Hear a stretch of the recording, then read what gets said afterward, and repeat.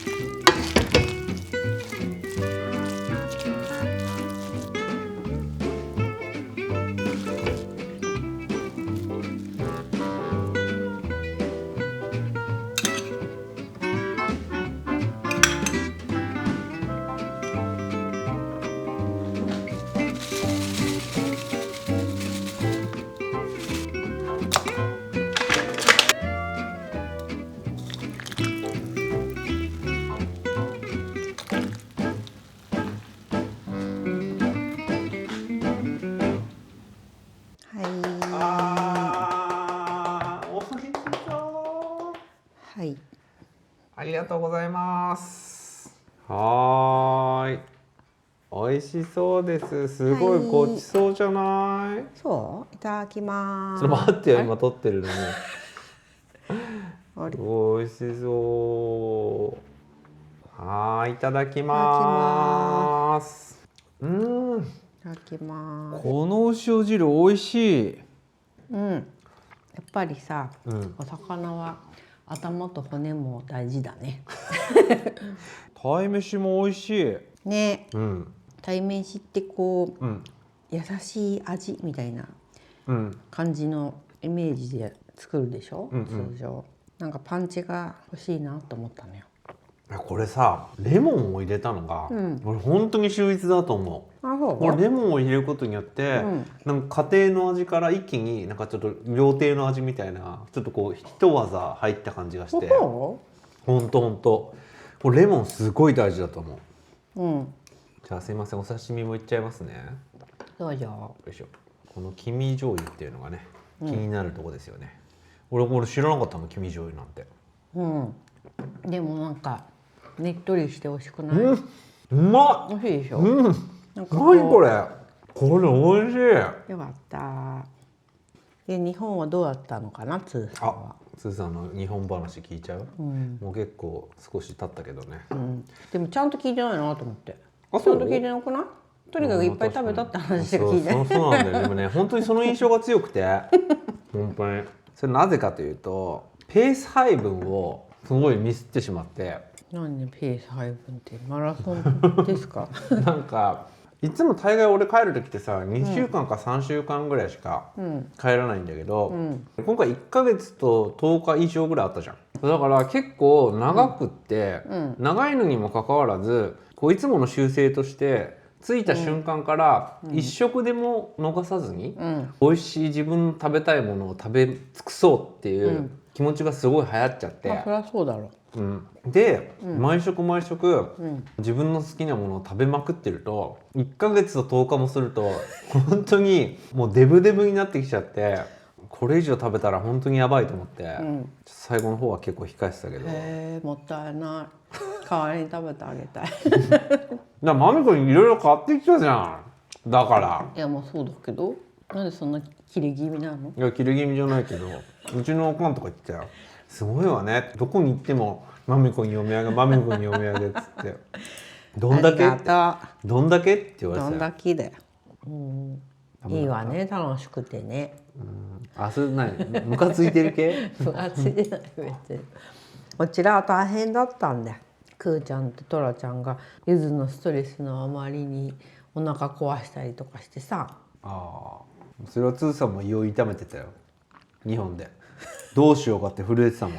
でくーちゃん毎日朝起きたら臭いからさ、毛刈りしなくちゃいけなくてさ。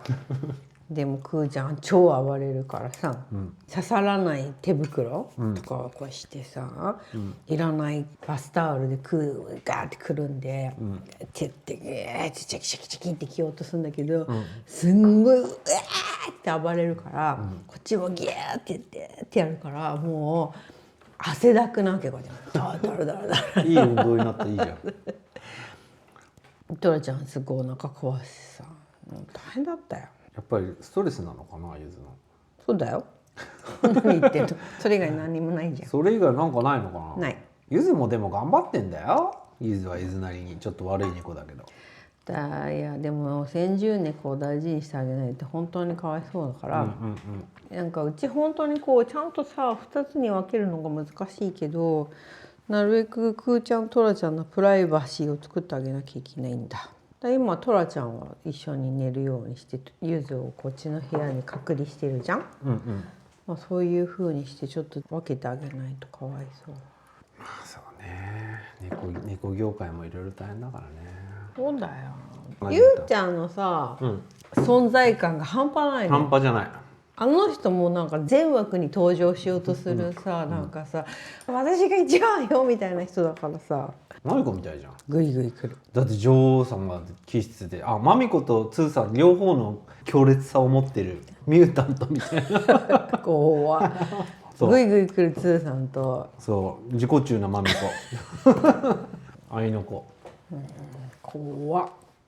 それはもうクーちゃんもトラちゃんもどびっくりでうわーみたいにやめてってなるわ。いろいろ家具が揃ってきてよかったね。そうね。やっと忙しすぎてさ去年はさ、もうなんかちゃんとしたものを探す余裕もなかったけど、ちょうどこの年末ツーさんと私が離れたことで新しい流れが生まれたわけですね。時間ができたですね。でもね見つけた瞬間2人で、あ、いいねみたいなね。なんかいいねって最初は思わなかったんだけど別に。そう、つーさんはね結構あこれいいじゃんってすごい思った。でも私がオッティだったんだよ。